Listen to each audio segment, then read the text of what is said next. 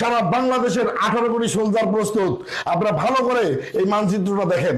এই যে দেখেন আমাদের বাংলাদেশ, এই ত্রিপুরা আমাদের, সেভেন সিস্টার আমাদের, এদিকে পশ্চিমবঙ্গ আমাদের, মেঘালয় আমাদের, আসাম আমাদের, বিহার আমাদের, ঝাড়খণ্ড আমাদের, পশ্চিমবঙ্গ আমাদের, উড়িষ্যা আমাদের।